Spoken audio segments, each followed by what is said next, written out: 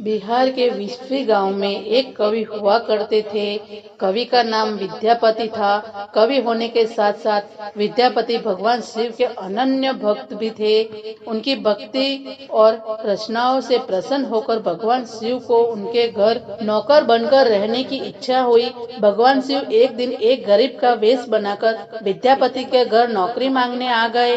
विद्यापति को शिवजी ने अपना नाम उगना बताया। विद्यापति की आर्थिक स्थिति अच्छी नहीं थी, इसलिए उन्हें उगना को नौकरी पर रखने से मना कर दिया। लेकिन भगवान शिवजी कहाँ मानने वाले थे।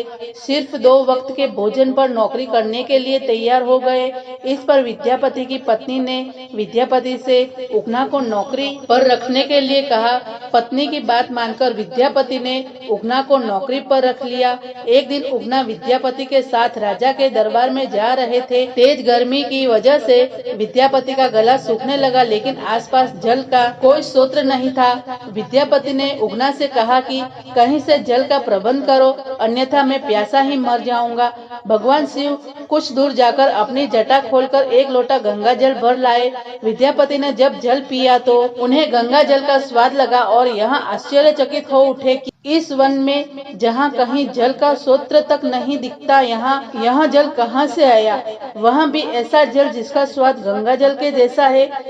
कवि विद्यापति को उगना पर संदेह हो गया कि यहाँ कोई सामान्य व्यक्ति नहीं बल्कि स्वयं भगवान शिव है। अतः उगना ने उसका वास्तविक परिचय जानने के लिए जिद करने लगे। जब विद्यापति ने उगना को शिव कहकर उनके चरण पकड़ लिए, तब उगना को अपने वास्तविक स्वरूप में आना पड़ा। उगना के स्थान पर स्वयं भगवान शिव प्रकट हो गए।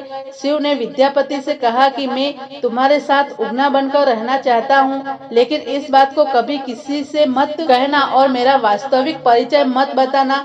विद्यापति को बिना मांगे संसार के ईश्वर का सानिध्य मिल चुका था। उन्होंने शिव जी की शर्त को मान लिया।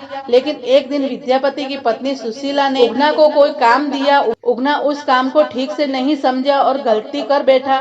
सुशीला इससे नाराज हो गई और चूल्हे से जलती लकड़ी निकालकर भगवान शिव जी की पिटाई करने लगी। विद्यापति ने जब यह दृश्य देखा तो अनायास ही उनके मुख से निकल पड़ा, ये क्या कर रही हो, ये साक्षात भगवान शिव है, इन्हें जलती लकड़ी से मार रही हो। फिर क्या था, विद्यापति के मुंह से यह शब्द निकलते ही भगवान शंकर वहां से अंतर्ध्यान हो गए। इसके बाद तो विद्यापति पागलों की भांति उगना उगना कहते हुए वनों में, खेतों में, हर जगह उगना बने शिव को ढूंढने लगे। भक्त की ऐसी दशा देखकर शिव जी को दया आ गई। भगवान शिव उगना के रूप में सामने प्रकट हो गए और कहा, अब मैं तुम्हारे साथ नहीं रह सकता। उगना के रूप में मैं जो तुम्हारे साथ रहा, उसके प्रतीक चिन्ह में रूप में अब मैं शिवलिंग के रूप विराजमान रहूंगा। इसके बाद शिव जी अपने लोक लौट गए और उस स्थान पर शिवलिंग प्रकट हो गया।